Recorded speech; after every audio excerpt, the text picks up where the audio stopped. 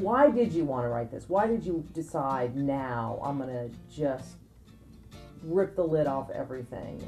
Being a parent, being a gay dad, having a daughter and a boy, the whole adoption, everything that goes into it. What made you do it, and why now? You know, it's funny. I never set out to write a book. I didn't think to myself, oh, I'm going to write a book. I started performing with other parents who are writers, sort of true stories about being a parent. I found writing from the gut like that so unbelievably scary and then rewarding. And over the course of several years of performing in this show, this Afterbirth show, I had collected several stories about the birth of our first, and then the death of my father, and the birth of our second, and my relationship, and all of it, each time trying to get further and further into the truth. I tell a story about, like, you know, why didn't I ever have a three-way? And I blame the fact that my kids were born, that I could never actually have a sort of spicy sex life.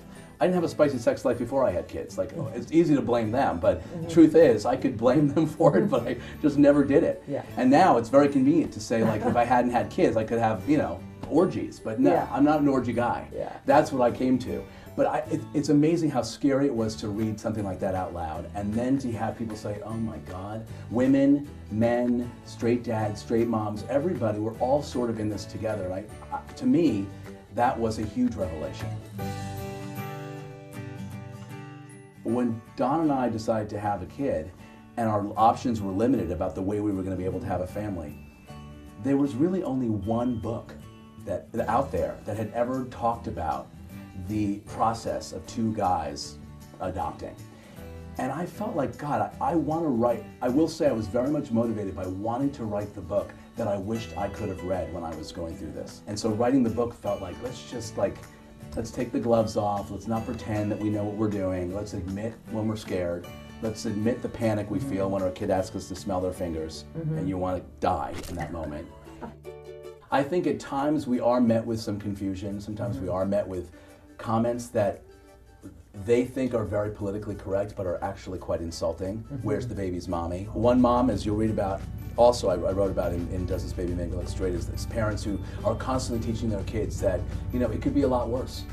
You know, some kids don't have any parents at all. So having two dads, not so bad. And I'd be like, you know, not the best message, but I think that in their mind they're being very progressive. I think we have to grade everybody on a curve. To meet someone and get to know someone intimately who is gay, who is a parent, who has the same fears, thoughts, feelings that you have, is a way of sort of understanding better. People keep asking us, like, are you hoping that one of them becomes the president of the United States and becomes a great violinist? And like, are your aspirations for your kids really huge? And yeah, of course, but now that they're here, and now that they're getting older, and now that I see the challenges, and now that every reality show I watch, I'm like, you know what? The bar is really low. I just want them to be happy, healthy, and not do porn. I know. I'm just like, what do you? You know, we have to be pillars of something for these kids. We have to be brave. We have to be able to look in her eyes and make her feel like everything's going to be okay. Even if I often feel like everything's not going to be okay, which I naturally do, I feel like one of the things I've practiced learning to do as a parent is making the kids feel like everything's going to be okay.